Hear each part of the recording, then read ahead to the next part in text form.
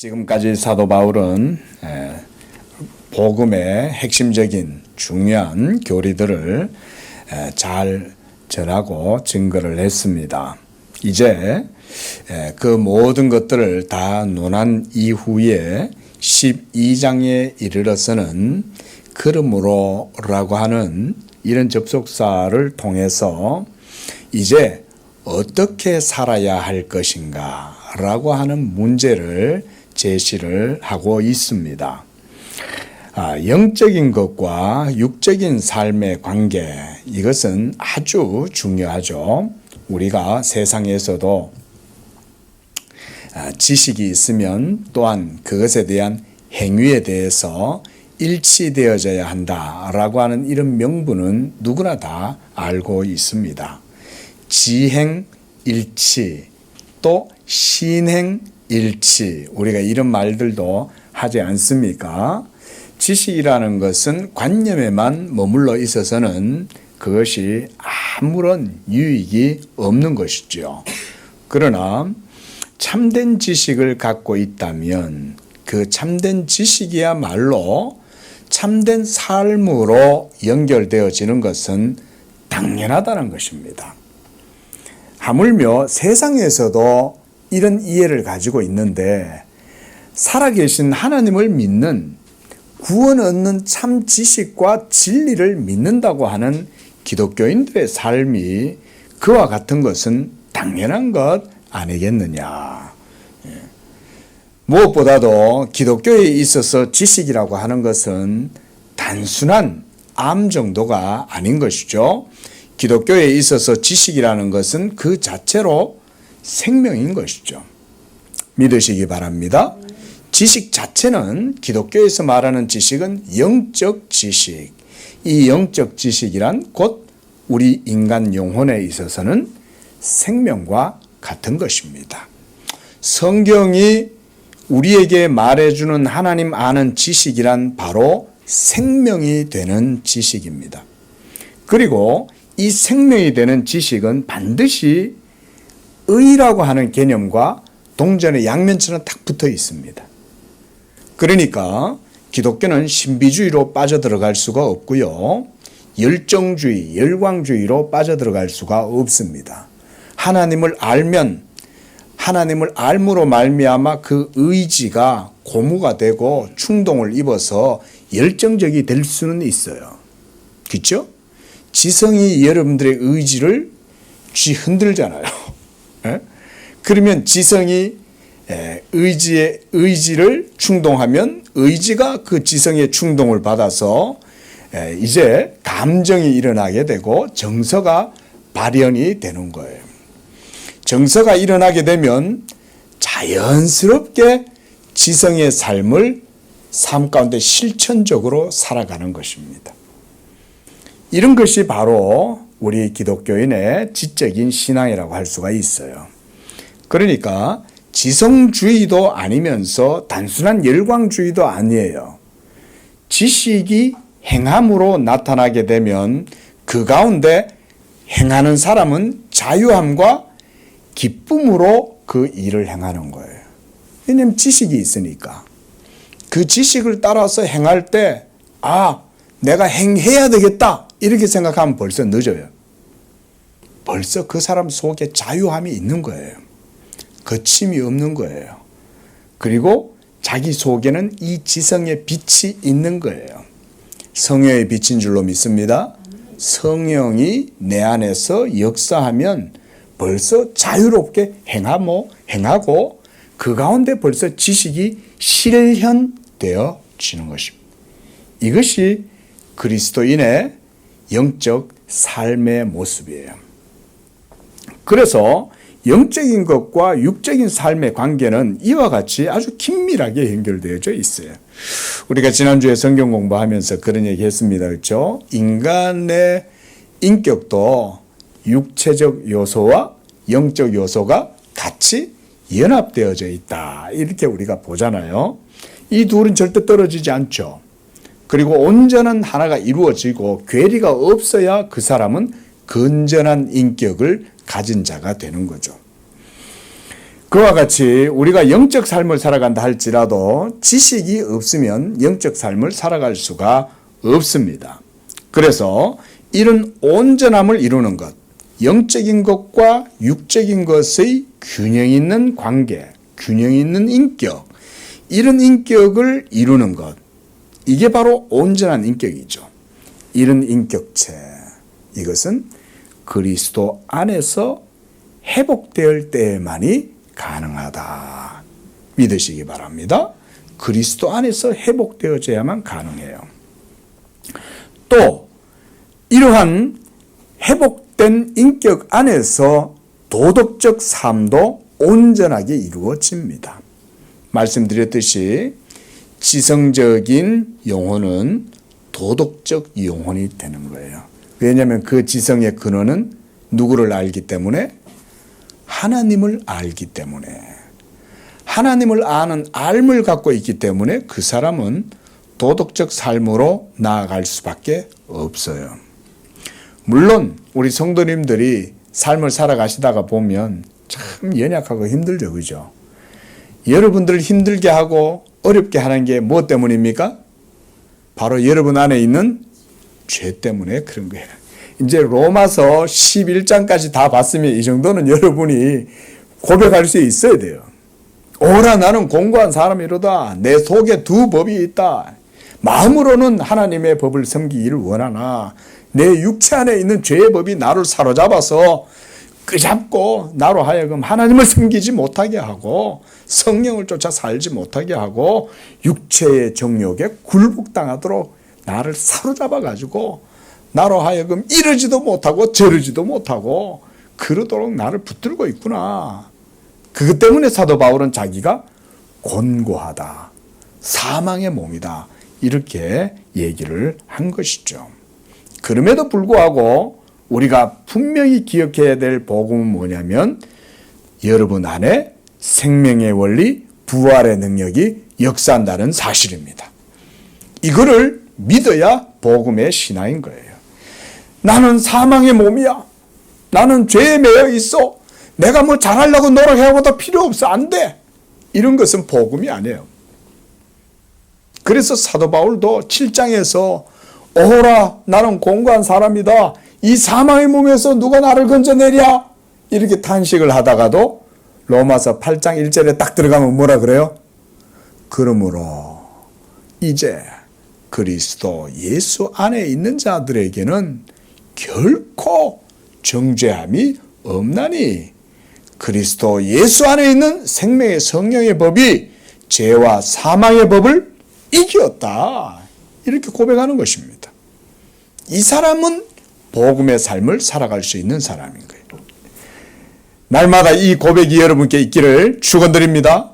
이렇게 고백을 하십시오. 여러분 고백이 굉장히 중요합니다.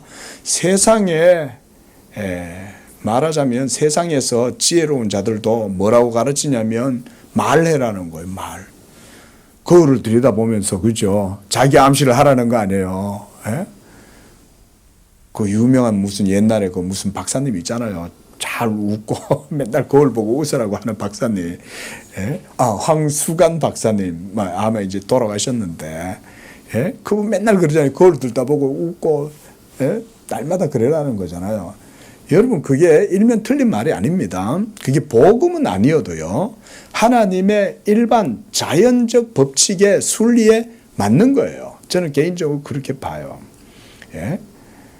더군다나 그분은 또 크리스찬이시잖아요. 믿음을 가진 사람은요. 자기 믿음을 입으로 고백하면서 그것을 확인할 필요가 있습니다. 그래서 여러분 고백은 아주 중요한 요소입니다. 날마다 여러분들에게 주신 하나님의 복음을 따라서 고백을 하십시오. 나는 그리스도와 함께 죽었어. 나는 이제 내 생명은 그리스도 안에 감추어졌어. 나는 이제 새 생명이야.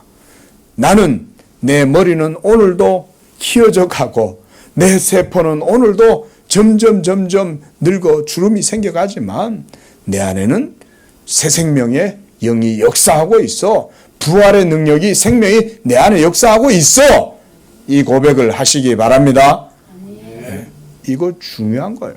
여러분들이 어떤 좀 오버하는 액션을 취하면서 하셔도 돼요. 이럴 때는 좀 오버 액션 하는 게 좋아. 여러분 숨쉬기 하세요 이러는데 숨쉬기 안 하는 사람 어디 있어요? 그렇죠? 숨쉬기는 날마다 하죠. 근데 숨쉬기 하라 그러면 어떻게 해요? 이렇게 하시죠. 그죠? 행동을 하시라는 거예요. 그래서 믿음의 고백도 여러분이 좀 오버액션을 하시면서까지도 하시는 게 좋아요. 그러면 더 마음에 각인이 되겠죠. 그렇죠? 예. 이렇게 여러분들이 믿음을 따라서 살아갈 때 그 가운데에 모든 도덕적 삶이 온전하게 이루어집니다. 그래서 잠언과 모든 성경에서는 여호와를 경외하는 것이 지식의 근본이다 그랬습니다. 이 말은요 영적인 표현이에요. 여기서 지식이란 정보, 인포메이션, 데이터 이런 거 얘기하는 게 아니에요. 여러분들의 영혼과 삶의 근본이 되는 지식을 말하는 거예요. 여호와를 경외하는 사람은 당연히 지적 삶을 살아갈 수밖에 없어요. 여기에서 지적이라는 말은 지성주의를 얘기하는 게 아니에요. 하나님을 알문을 말하는 거예요. 그 하나님 암 가운데 살아가면 여러분들의 삶은 탁월하고 부여하고 그 가운데 여러분들의 영혼은 기름지고 복되고 기쁜 거예요. 이런 게 소위 희락주의라는 거예요. 희락주의. 기독교 희락주의. 예? 송이 꿀보다 더 달도다. 여호와의 그 기쁨이 내 안에 있도다. 이런 게 전부 다 그리스도인의 성도의 삶 아니겠어요? 예. 자, 오늘 사도 바울이 바로 이런 지금까지의 복음을 통해서 이제부터는 복음에 기초한 삶에 대해서 얘기를 하고 있는 것입니다.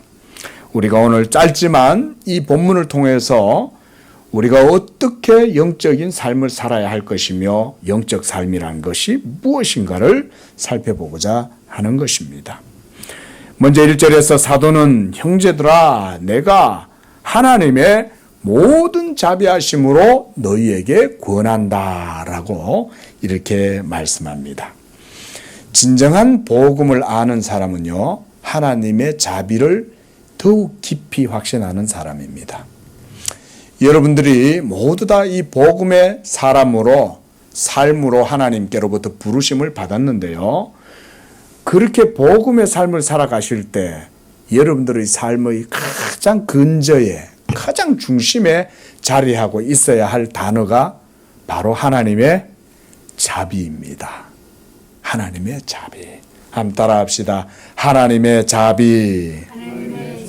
하나님의 자비는 모든 복음의 교훈의 기초가 됩니다. 하나님의 자비. 여러분을 그리스도 안에서 창세전에 선택하신 그 선택과 예정도 하나님의 자비에 기초하고 있고 때가 되어 여러분들을 예수 믿는 사람으로 부르시는 것도 하나님의 자비에 기초하고 있고 또한 부름받고 난 이후에 예수 믿고 성령으로 거듭남도 하나님의 자비에 기초하고 있고 또 인생 모든 여정도 하나님의 자비에 기초하고 있으며 마지막 하나님의 천국에 입성하는 그 순간이 될 때까지도 모두가 다 하나님의 자비하심에 기초하고 있는 것입니다. 바로 이 자비가 복음의 생명력이에요. 그래서 신학자들은요 사랑보다 더 깊은 개념이 있다면 그것은 하나님의 자비다라고 이렇게 표현을 하는 거예요. 우리는 보통 사랑 그러면 하나님은 사랑이시라 이러니까 사랑보다 더 큰 게 없는 것처럼 생각이 들겠지만 물론 사랑도 하나님의 사랑이니까 그것이 하나님의 사랑 말로 다 형용 못하며 말로 형용할 수 없죠. 하나님 그분 자체가 본체론적으로 사실은 사랑이라고 할 수 있어요. 그런데 그 사랑의 하나님 안에 무한한 자비가 있는 거예요. 자비가 없이는 그 사랑이 우리에게 주어질 수가 없어요. 예? 자비가 있기 때문에 우리가 그 사랑을 누리는 것입니다. 우리 모두 이 자비하심으로 말미암아 예수 믿는 믿음을 얻게 되었으므로 사도 바울은 그 모든 복음적 삶의 기초를 하나님의 자비로 딱 기초를 지우는 거예요. 내가 하나님의 모든 자비하심으로 너희를 권하노니. 이 말은 복음의 삶을 살아라 이 말이잖아요. 근데 복음의 삶을 살아라 라고 하는 이런 권면이 모두가 다 하나님의 자비에 기초하고 있는 거예요. 오늘도 하나님의 자비하심 때문에 우리는 이 자리에서 예배하고 있는 줄로 믿습니다. 오늘도 자비하심 때문에 나의 생명이 허락된 줄로 믿습니다. 자비하심 때문에 하나님은 여러분들을 고치실 것이고 여러분에게 복을 주실 것이고 여러분과 함께 하실 것입니다. 모든 자비하심이 우리 복음적 삶의 모든 기초예요. 기초. 그래서 이제 우리의 생명은 그리스도와 함께 하나님 안에 감추어져 있습니다. 그 자비하심이 그리스도 안에서 우리를 부르신 그 하나님의 부르심 가운데 서 있는 거예요. 그래서 골로새서 3장 3절에 보니까 이는 너희가 죽었고 너희 생명이 그리스도와 함께 하나님 안에 감추어져 있다 이렇게 말씀하고 있습니다. 하나님의 자비하심을 덧입고 살아가는 우리 성도들이 세상에서 살아갈지라도 우리의 삶은 참 쉽지 않은 삶입니다. 예수 안 믿는 분들에게 있어서 예수 믿는 사람들의 삶은 사실은 거의 불가능한 정도죠. 그렇죠? 그러니까 여러분 우리가 오늘도 잠깐 전도를 나갔지만 예수 안 믿는 분들이요. 여러분 이 하나님의 영역, 교회의 이 문틀을 넘고 교회 문지방 넘어 온다는 게 쉬운 일이 아닙니다. 여러분. 세상의 육적인 삶을 살아가는 분들은 하나님을 섬긴다, 영적인 것을 따라서 산다라고 하는 것 자체가 그분들에게는 거의 불가능합니다. 쉽지 않습니다. 그래서 여러분 전도하실 때 그걸 아시고 전도를 하세요. 그분들은요, 교회 문지방을 넘어서 교회로 들어온다는 것은 인생의 대변혁이 일어나지 않으면 사실은 쉽지 않은 일입니다. 그의 인생이 완전히 뭔가 어떤 혁신적인 한마디로 무슨 천지개벽처럼 어떤 일들이 일어나지 않고서는 웬만해가지고는 교회 문턱을 넘어설 수 없습니다. 그만큼 여러분 예수를 믿는다는 것은요, 참 이게 인간의 힘으로는 불가능해요. 그걸 보세요. 골로새서 3장 3절에서도 너희가 죽었고 그랬어요. 죽지 않으면 안 될 정도니까 예수 믿는 거는 죽어야 되니까 그 정도로 어려운 일인 거죠. 이 모든 것들이 하나님 안에 감추어져 있는데 바로 이것이 하나님의 자비하심으로 말미암아 이루어지는 것이다. 또한 1절에서 너희 몸을 하나님이 기뻐하시는 거룩한 산 제물로 드리라고 말씀하고 있습니다. 여러분, 하나님은 지금 뭘 하고 계십니까? 하나님은 자기의 이름과 영광을 위하여 택하신 자들을 사망 가운데 있는 여러분을 불러내시는 일을 하십니다.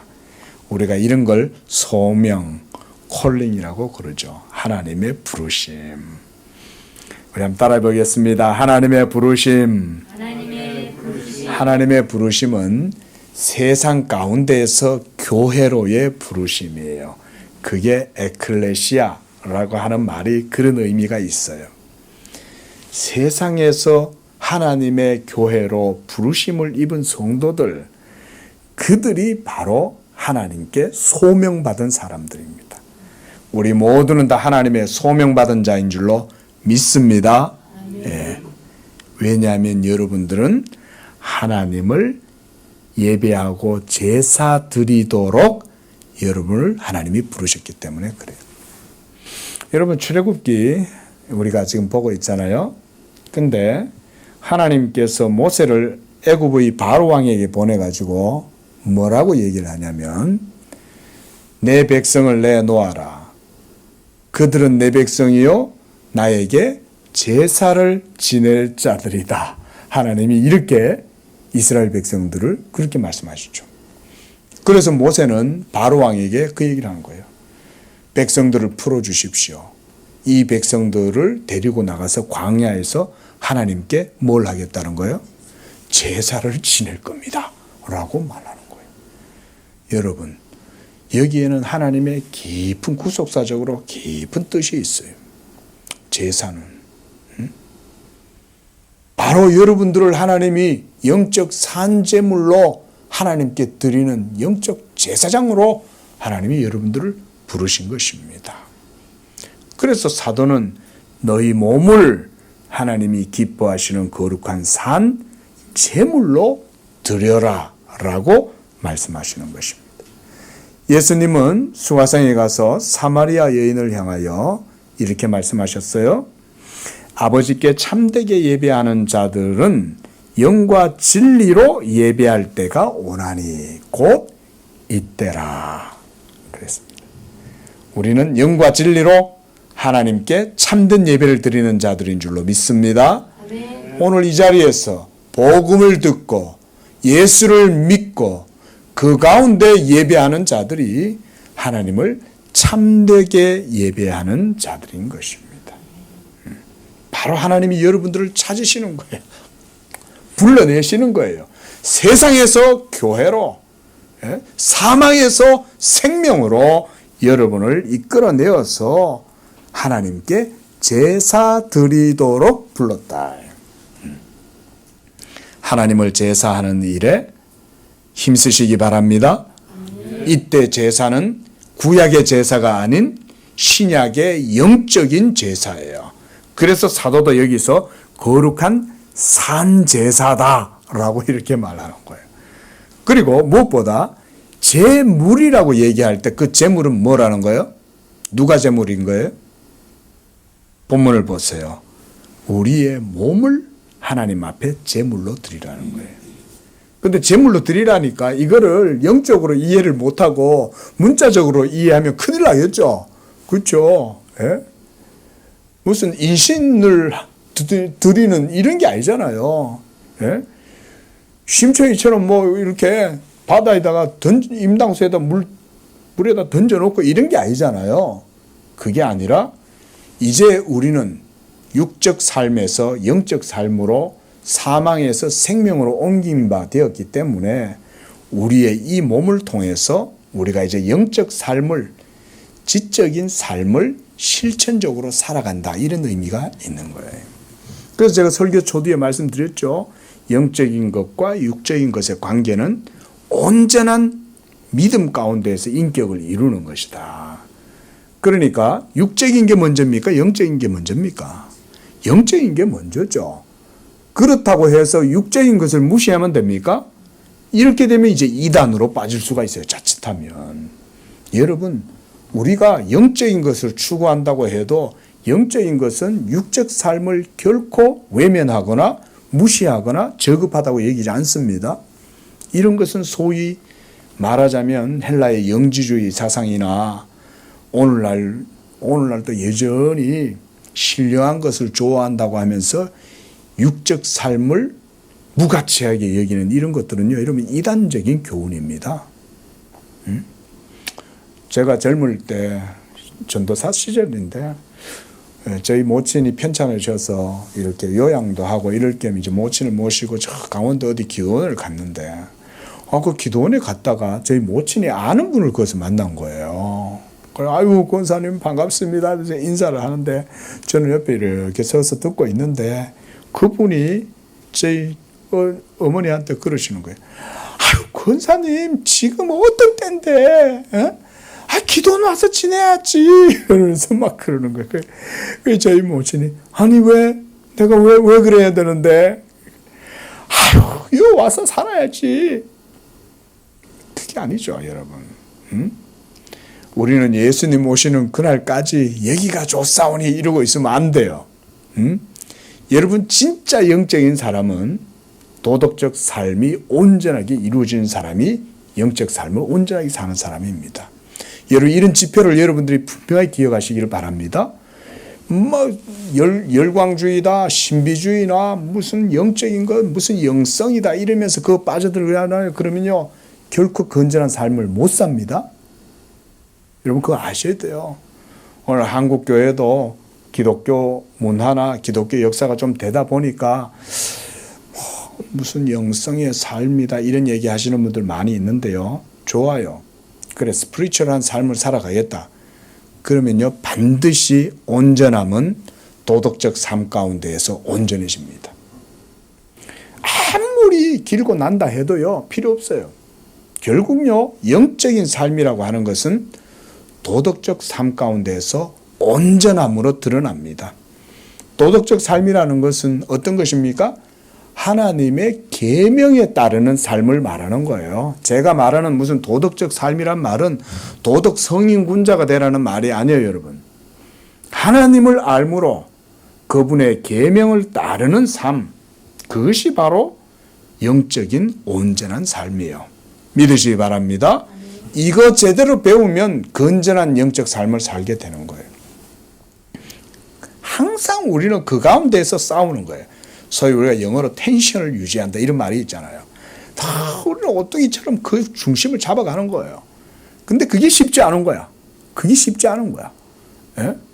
영적인 삶을 살아가려니 내면과 나의 삶이 실천적 영역이 두 개가 부딪혀가지고 늘 그 가운데에서 우리는 번민하고 때때로 이쪽으로 쓸렸다 이쪽으로 쓸렸다. 그런데 항상 중심은 하나님 말씀 가운데 서 있는 거죠. 그렇죠? 믿음으로 말씀 따라 나아가면서 중심을 잡아가는 것. 이런 것이 여러분들의 몸을 하나님께 드리는 산제물로 드리는 거예요. 이미 예수 믿고 성령으로 거듭난 사람은 벌써 하나님께 우리 자신들을 다 제물로 드리고 있는 거예요. 사실은.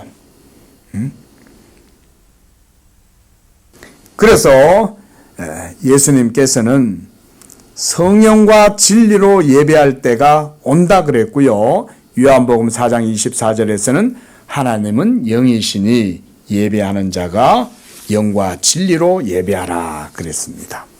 바로 이렇게 여러분들의 몸을 하나님이 기뻐하는 거룩한 산, 제사, 제물, 이것이 하나님이 받으시는 향기로운 생축인 거예요. 하나님이 아벨을 받으셨을까요? 아벨의 제물을 받으셨을까요? 아벨을 받으시는 거예요, 여러분.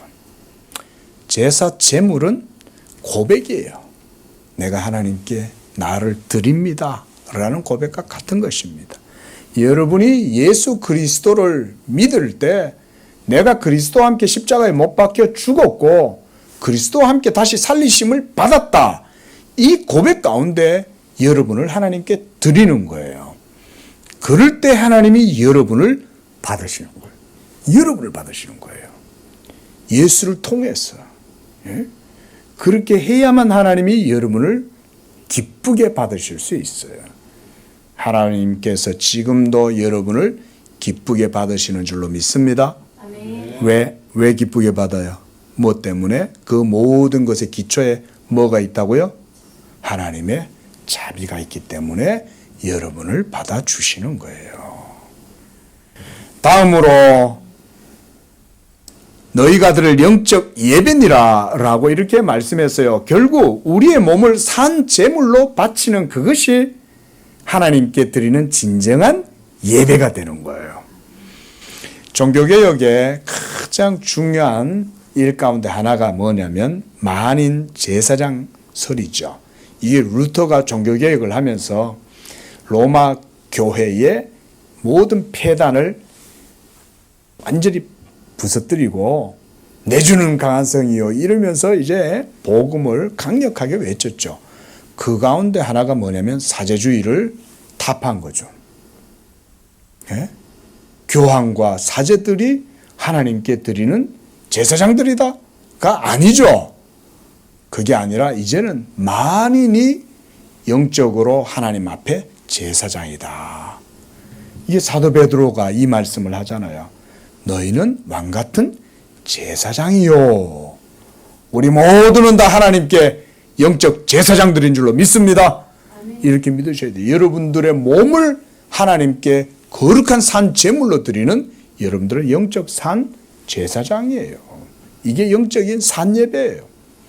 그러면 이 산 예배가 주일날만 드리는 게 예배냐?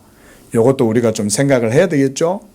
자, 여러분, 우리 개신교는요, 주일을 굉장히 귀하게 여깁니다. 우리 양재교회도 이 믿음 가운데 온전하게 세워질 수 있기를 축원을 드립니다. 그래서 목사들은 그렇게 가르치는 거예요. 주일을 잘 지키면 하나님이 복을 주신다. 이 말을 잘 들으면 이게 복이 돼요. 근데 이걸 미신적으로 생각하면 안 돼. 아, 나를 잘 지켜서 복을 받는구나. 이렇게 생각하면 이건 미신인 거예요. 나를 잘 지켜서가 아니라 하나님을 경외하고 하나님이 명령하신 안식일의 그 계명을 이제는 그리스도 안에서 믿음으로 순종하면 창조의 그 법칙과 제7일에 주시는 여호와의 복을 이제는 믿음으로 받게 된다. 이렇게 생각하시고 그 믿음 가운데 주일을 성수하시면 하나님이 복을 주시는 거야. 이거는 바른 가르침이에요. 그래서 우리가 주일을 성수한다라는 표현을 쓰죠. 거룩하게 지킨다는 말이잖아요. 이거를 여러분 그래서 미신적으로 생각하면 안 돼요. 나를 지켜서 복을 받는다가 아니라 하나님의 명령하신 제7일의 계명이 예수 믿음 안에서 이제 영적으로 온전케 되었으므로 내가 그날 하나님을 경외하고 예배하는 날로 삼는다. 그러면 하나님이 그것을 하나님의 창조의 질서와 뜻에 일치됨으로 우리가 하나님께 주일 성수 가운데 복을 받는 거예요. 이렇게 생각하시는 게 성경적이에요. 그래서 종교개혁자 칼빈은요, 이렇게 말했어요. 주일을 날로 지키면 그것은 미신이다 그랬어요. 오히려 주일을 우리는 이 기독교 초대교회 때부터 우리가 주일은 안식 후 첫날, 그러니까 그리스도께서 부활하신 그 날을 주일로 삼는 거죠. 그죠? 한 주의 마지막이었던 사베스데이는 끝나고 안식 후 첫날이 되는 썬데이, 그 날을 롤드스데이라고 그래요. 주의 날이다. 이 주의 날이 그래서 초대교회 때부터 전통이 세워진 거예요. 전통이라고 그랬어요, 제가. 그런데 그 전통도 의미는 있죠. 예수님이 부활하신 첫날이잖아요. 그러니까 우리에게 생명의 열매가 맺힌 첫날 아닙니까? 예수님의 몸의 부활을 통해서 우리에게 하늘 문이 열린 거잖아요. 그 첫날을 그래서 우리가 썬데이 말하자면 7일째 그 날로 정해서 하나님의 구속이 회복된 날, 그것을 원년으로 삼는 거예요. 그래서 그 날을 우리가 초대교회 때부터 지금까지 주의 날로 인정해서 이날 모여서 예배를 드리는 겁니다. 잘 기억하셔야 됩니다. 그래서 이 날을 무슨 율법적으로 생각하면 안 돼요. 만약 성경에서 이 날이 아니라 그 다음 날, 안식 후 첫날 그 다음 날에 정했다. 그래도 돼요. 그래서 그날 모두 다 예배 드리려고 했다. 그럼 그럴 수 있어요. 근데 하나님께서는 섭리 가운데 어떻게 하시냐면 빨간 날, 소위 휴일에 또한 성도들이 같이 예배할 수 있는 날로 로마력을 딱 그렇게 하나님이 섭리하신 거야. 전 개인적으로 그렇게 생각해요. 그래서 왜냐하면 빨간 날하고 주일날 모이는 날짜하고 또 다르면 예배가 안 되잖아. 그렇죠? 하나님이 여러분을 왜 불러주셨다고요? 예배하기 위해서 불러주셨잖아요. 그래서 예배를 잘할 수 있도록 하나님이 섭리를 하신 거야. 그래서 우리가 빨간 날, 그날 하나님을 예배할 수 있도록 하나님께서 로마를 통해서 그렇게 섭리하신 거예요. 예?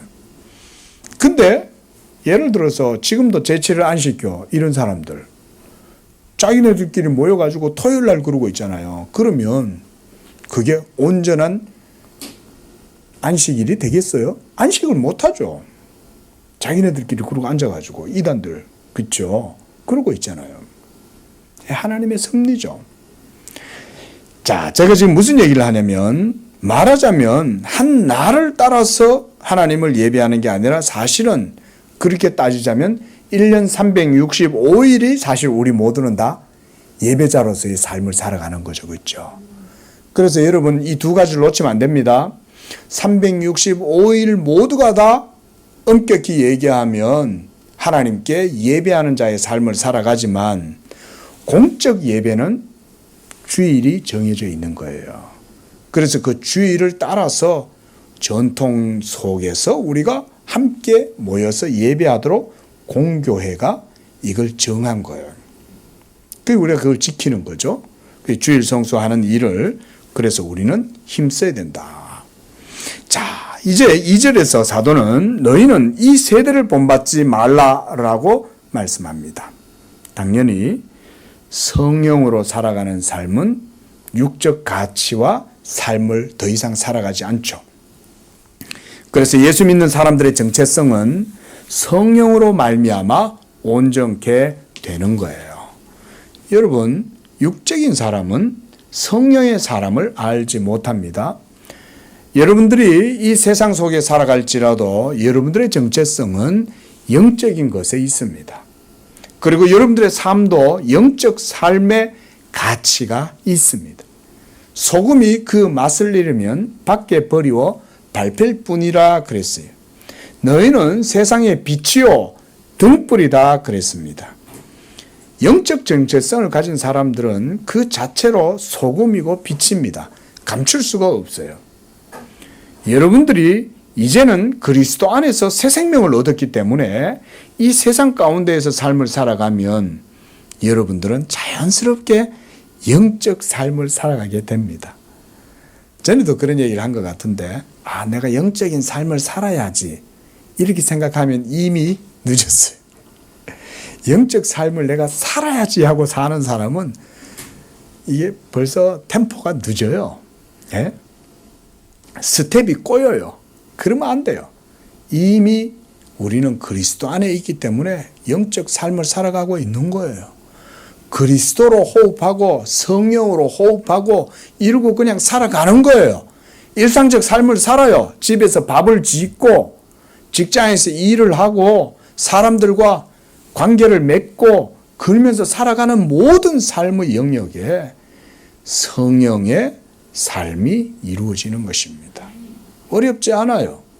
여러분 안에 그리스도 예수에 대한 믿음이 있고 하나님을 아는 지식이 있다면 그 지식으로 말미암는 생명과 의가 여러분들을 온전한 영적인 인격체가 되게 해주는 거예요. 매뉴얼 따라 살겠다 이미 늦었어요. 그러면 스텝이 꼬여서 걸려 넘어져. 안 돼. 그냥 자유함으로 사는 거예요. 성령과 함께 사는 거예요. 그게 바로 예수 믿는 믿음으로 살아가는 것입니다.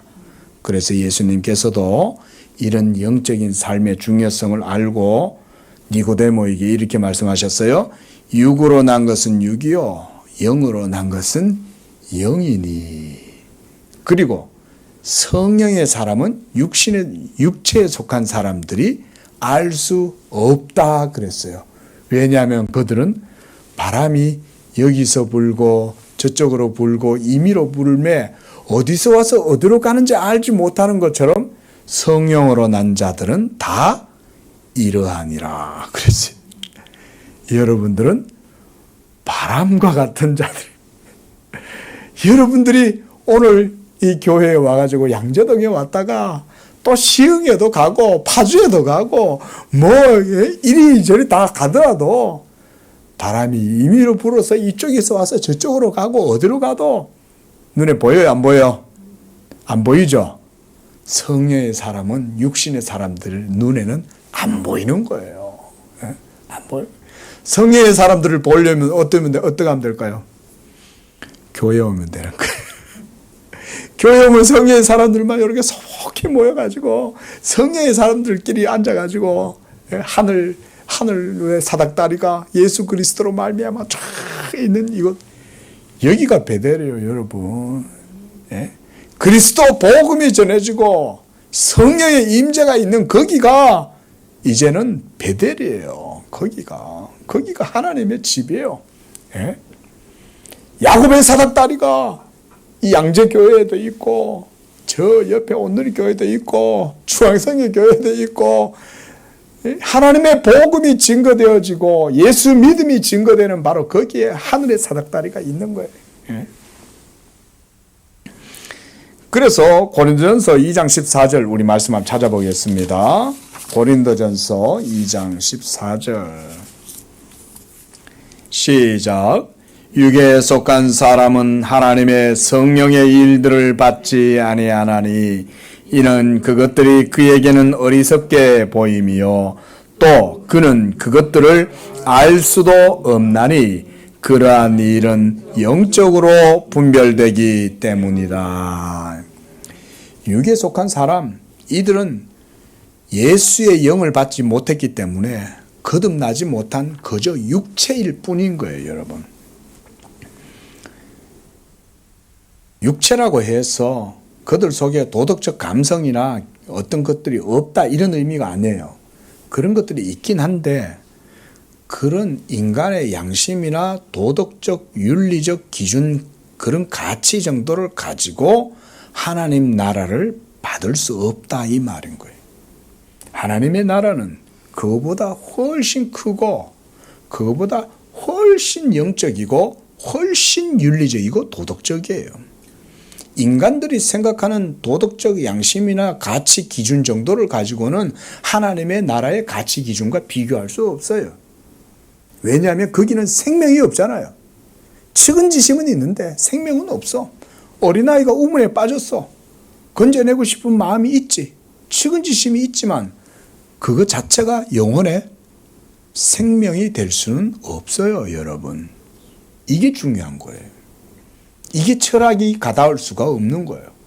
철학을 아무리 깊이 있고 예리하게 깊은 통찰력과 넓은 통찰력을 가지고 아무리 철학적 지식이 풍성해도요, 결국은 생명이 없는 거예요, 생명이. 이게 철학은 절대 할 수 없어요. 세상에 그 어떤 위대한 철학자라고 해보세요. 복음 앞에서는 안 돼요. 복음이 거기에서 차이가 나는 거예요. 왜냐하면 생명이 없잖아요. 생명이. 위대한 모든 철학자들 다 죽었어요. 하지만 예수는 그 자체가 생명이시기 때문에 부활하셨고 부활하신 그분은 또한 이제 우리 안에 오셔서 여러분들의 죽은 영혼을 살리시는 거예요. 그리고 무엇보다 영적 삶을 살게 하고 영적 산 제사를 드릴 수 있는 예배자가 되게 하고 그렇게 해서 우리를 하나님께 드릴 수 있도록 헌신할 수 있도록 기쁨으로 하나님께 드릴 수 있는 이런 삶을 살게 해주는 것, 그게 예수의 영이죠. 예? 이거를 육적인 사람은 전혀 알 수가 없는 것입니다. 그래서 육에 속한 사람은 성령의 사람을 판단할 수 없어요. 그래서 그 바로 다음 절에 보면 세상의 육에 속한 사람들은 성령의 사람을 판단하지 못한다라고 그러는 거예요. 가치 기준이 다른데 아니 죽은 사람이 어떻게 산 사람을 판단해요? 산 사람은 오직 하나님만이 판단할 수 있어요. 그는 그리스도 안에 있기 때문에. 그러므로 바로 이런 영적 정체성을 가졌기 때문에 2절에서 사도는 오직 마음을 새롭게 함으로 변화를 받으라 그랬습니다. 네. 저는 이것을 두 가지로 봐요. 변화를 받는다는 것은 첫째, 사망 가운데에서 생명으로, 육적인 삶에서 영적인 삶으로, 이런 거듭남을 먼저는 의미합니다. 그 다음 또한 두 번째는 뭐냐면 성령으로 거듭난 성도들이 날마다 성화를 통해서 변화될 것에 대해서 얘기하는 거예요. 그래서 우리는 먼저는 그리스도 예수를 믿고 의롭다함을 얻는 칭의, 이런 칭의가 있지만 그 다음에 또 뭐가 있습니까? 칭의 다음에 성화가 있는 거죠. 그렇죠? 예수 믿고 하나님 앞에 의롭다함을 얻었으면 그때부터는 계속적인 성화의 삶이 이루어지는 거예요. 그래서 저는 이 본문의 말씀을 두 가지로 보는 거예요. 마음을 새롭게 함으로 날마다 새롭도다. 우리는 날마다 새로워지는 거예요. 근데 밑으로 내려간다? 그게 아니죠. 우리는 날마다 하늘을 향하여 점진적으로 올라가는 거예요. 우리가 뭘 도행을 행해서 올라가는 게 아니라 그리스도 안에서 그리스도를 본받아 가면서 날마다 새롭게 함으로 변화를 받는 것입니다. 또한 하나님의 선하시고 기뻐하시고 온전하신 뜻이 무엇인지를 분별하라라고 말씀합니다. 이것은 우리가 다 잘 아는 마태복음 6장 33절 말씀과도 같죠. 그렇죠? 너희는 먼저 그의 나라와 그의 의를 구하라. 이 말씀과 같은 말씀인 거예요. 좀 이럴 때 또 찬양도 좀 하고 이랬으면 좋겠습니다. 그렇죠? 먼저 그 나라와 의를 구하라. 이런 찬양. 예. 그리하면 이 모든 것을 너희에게 더하시리라. 또한 사도는 말씀합니다. 너희가 영적으로 먼저 온전하면 육적인 삶도 온전해질 것이다 라고 말씀하는 것입니다. 또한 고린도전서 10장 31절 말씀처럼 너희가 먹든지 마시든지 무엇을 하든지 다 하나님의 영광을 위하여 하라. 이게 우리 사실은 개신교 개혁주의 신앙의 삶이 이런 거죠. 우리가 지난주에 솔리 데오 글로리아, 오직 하나님께 영광을, 그 말씀 받지 않습니까? 이는 만물이 주에게서 나오고 주로 말미암고 주에게로 돌아가는 것. 모든 하나님의 구속의 역사가 그 포커스가 하나님께 영광이라고 하는 이 목적이 거기에 다 맞춰져 있는 거예요. 여러분들의 삶도 이제 그리스도 안에서 그와 같은 삶으로 딱 정해져 있는 줄로 믿습니다. 그러니까 삶의 목적과 방향이 딱 정해져 있는데 엉뚱하게 살면 삶이 꼬여.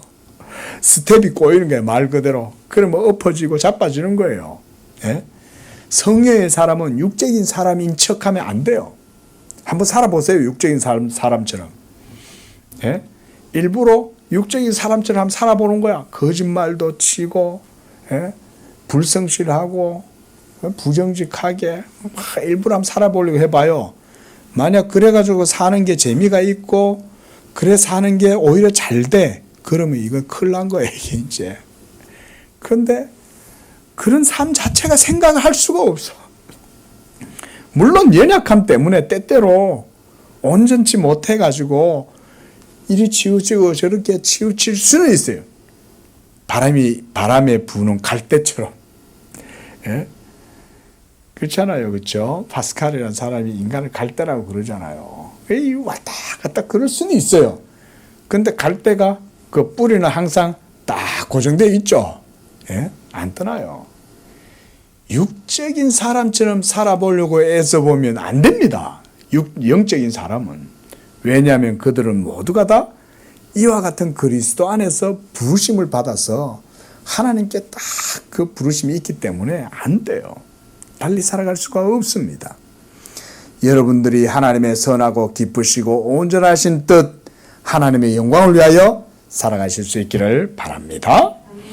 마지막으로 저는 이 2절 말씀에서 이제 하나님의 선하고 기뻐하시고 온전하신 뜻은 복음을 전하는 것이다 라는 말씀을 드립니다.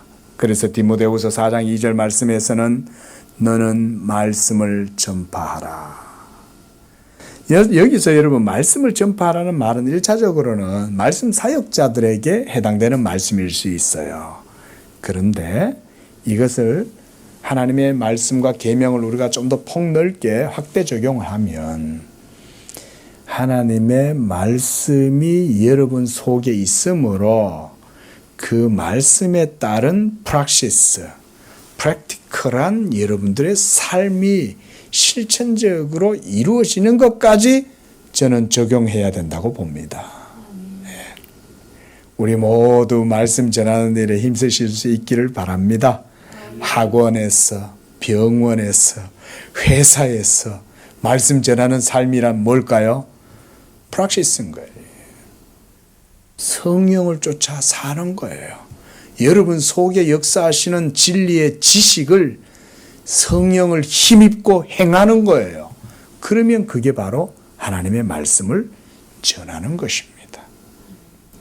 그러면 보잖아요. 그렇죠? 그러면 보는 거예요.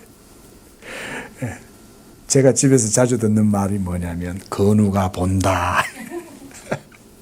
건우가 다 보고 있다. 이것만큼 무서운 말이 없어요. 더군다나 아빠가 목사인데 100% 목사처럼 100% 진리처럼 살지는 못할지라도 건우가 보고 있으니 이 말 누가 할까요? 제 옆에 계시는 분이 저를 찌를 때 쓰는 말인 거예요. 건우가 본다. 그만큼 무슨 말이 없죠. 그렇죠? 학원에서도 선생님을 하시면 학생들이 본다 이때지 않겠습니까? 병원에서 여러분이 일을 하시면 환자들이 본다. 직장에서 일을 하시면 직원들이 본다. 그러므로 사랑하는 성도 여러분, 여러분 안에 여러분들이 이 세대를 본받지 말고 오직 날마다 심령이 변화되어서 날마다 그리스도를 본받아 가시고 그 가운데 여러분 안에 이 지식이 여러분들의 삶의 생명이 되고 의가 되어서 여러분이 성령을 힘입고 살아가실 때 여러분의 삶을 통해서 하나님의 선하시고 기뻐하시고 온전하신 뜻이 여러분들 가운데 온전하게 드러날 수 있기를 예수의 이름으로 축원을 드립니다. 기도하겠습니다. 자비로우신 주 하나님 아버지, 부족하고 허물 많은 우리들이나 하나님의 무한하신 자비하심을 통하여 이제 그리스도 예수 안에서 복된 부르심으로 불러주시고 복음과 함께 성령을 힘입고 살아갈 수 있도록 은혜 주시니 감사합니다. 우리 양재교회 성도들 이와 같이 지식과 삶이 믿음과 행동이 그리스도 예수를 믿는 믿음 안에서 온전케 되는 그런 성령의 사람들 되게 하여 주시옵소서. 비록 지금은 우리가 연약하여 날마다 죄의 법으로 말미암아 피곤하고 공고할지라도 독수리 날개치며 올라감같이 그리스도 예수를 믿는 믿음 가운데에 하나님이여 우리가 하늘을 향하여 비상할 수 있도록 도와주시고 그리스도 예수 복음을 날마다 고백하는 가운데 믿음으로 승리하는 삶을 살아서 하나님이 기뻐하시고 온전하신 뜻이 무엇인지를 분별하면서 하나님의 영광을 위하여 살아가는 그런 삶을 살아갈 수 있도록 축복하여 주시옵소서. 우리 성도들 이 믿음의 삶을 통하여 하나님이 기뻐하시고 하나님이 받으시는 영적 산 제물로 우리의 몸을 하나님께 드리는 거룩한 산 예배자들이 다 되도록 축복하여 주시옵소서. 거룩하신 예수님의 이름으로 기도합니다. 아멘.